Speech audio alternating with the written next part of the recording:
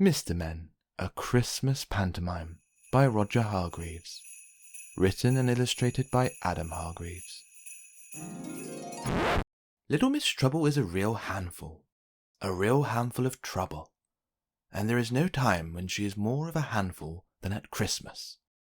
There are just so many chances for Little Miss Trouble to cause trouble. Last Christmas, Little Miss Trouble pinched a slice of Little Miss Neat's Christmas cake and blamed it on Mr. Greedy. Little Miss Neat was not very happy with Mr. Greedy. She told Little Miss Splendid that Mr. Quiet had said she looked like a Christmas tree in that hat. Little Miss Splendid was not very happy with Mr. Quiet. And Little Miss Trouble sent Mr. Chatterbox a huge gobstopper, pretending it was a Christmas present from Little Miss Chatterbox. Needless to say, the Chatterbox's Christmas was not as chatty as usual. So when it came to auditions for Little Miss Bossy's Christmas pantomime, Aladdin, it will come as no surprise to hear that she did not get a part. "I know what you're like," said Little Miss Bossy. "You'll just be trouble from start to finish." Little Miss Trouble went home in a foul mood. "Trouble?" she muttered to herself.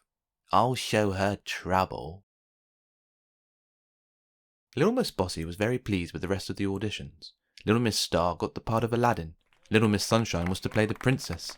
Mr. Mean would be the evil wizard. Mr. Small, the genie of the lamp. And Mr. Grumpy, a perfect Widow Twankey. However, Little Miss Bossy was not so pleased once rehearsals got under way. Someone put itching powder in Widow Twankey's wig. Someone told the princess that Aladdin had said she wasn't pretty enough to be a princess. Someone put an egg in the evil wizard's curly slipper. Someone glued the lid of the magic lamp shut, and the genie could not get out. And someone put a mouse in Aladdin's cave, and Aladdin proved to be less brave than everyone had assumed. It was a disaster, and Little Miss Bossy knew exactly why it had been a disaster. That evening she went round to Little Miss Trouble's house. "Okay, I give up," said Little Miss Bossy. "You can have a part in the pantomime." "Truly?" said Little Miss Trouble. "Which part?" "Just turn up on the opening night and you'll find out," replied Little Miss Bossy.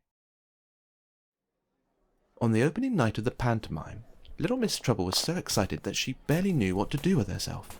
She turned up early to discover which part she was to play. Little Miss Trouble couldn't wait to see her costume.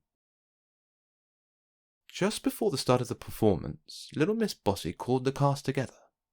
"I thought Little Miss Trouble was going to be here tonight," said Little Miss Sunshine. "Oh, she is," said Little Miss Bossy. "Where is she?" asked Mr. Mean, looking around the dressing room. Little Miss Bossy grinned. "Over here," came a muffled reply from the back of the pantomime horse. "Keep still," said Little Miss Stubborn, at the front.